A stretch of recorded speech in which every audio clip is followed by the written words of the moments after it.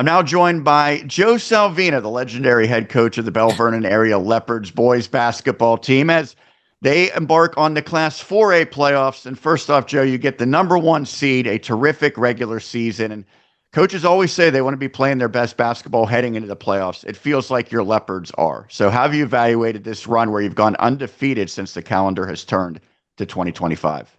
Well, I do think that we're playing some of our best basketball at this particular time. Again, you just hope it keeps on going though, because now's when it has to. You can't lose now.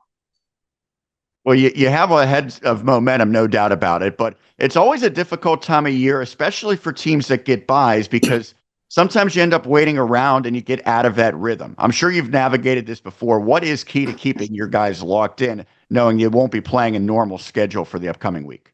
Well, just trying to keep them focused on what has to be done, make sure practices are regimental. We have a scrimmage Wednesday against Upper St. Clair and Baldwin, which should be a very good, two very, very good teams. That should help us. And then we'll practice for 2 more days, take the weekend off, and then come back in Monday, Tuesday, and play on Wednesday. You've coached some terrific players throughout your time at Menneson and Belle Vernon. I would imagine Zion Moore is right up there amongst the best scorers you've ever coached. He's gone over 2,000 career points. What makes him so special? Well, I mean, he has a nice outside shot, and plus he takes the ball to the hole pretty strong. So I mean that's what he's been doing, and he is what up there with some of the best players I've ever coached. He might be one of the most pure shooters that I've ever coached. Yeah, he is certainly produced in a big way offensively all throughout his time at Belle Vernon.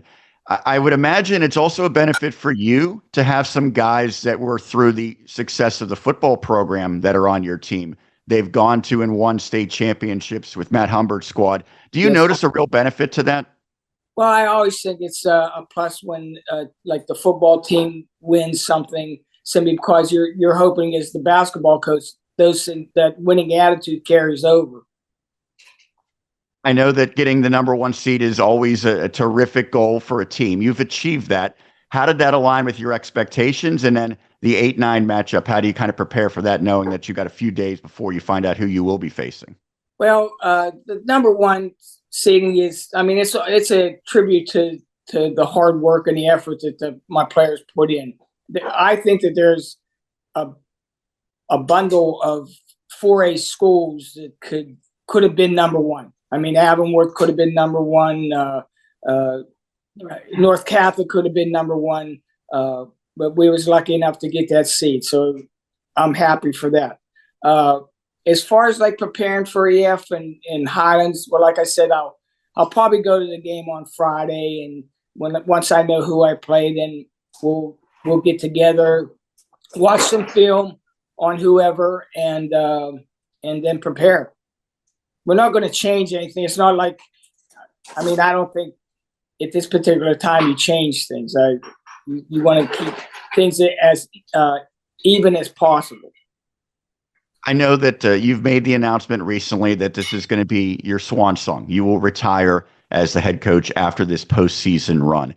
I would imagine that could serve as motivation for the players. It might also apply some pressure. So how did you evaluate making that decision, and ultimately what went into your decision to step away after this campaign concludes? Well, I wanted to wait until the regular season was over to make the decision because I didn't want anything to be focused on me.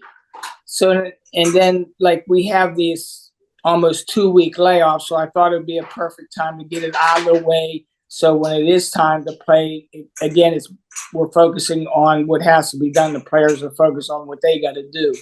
And as far as what made the decision, I just thought it was time. I knew that I was going to go.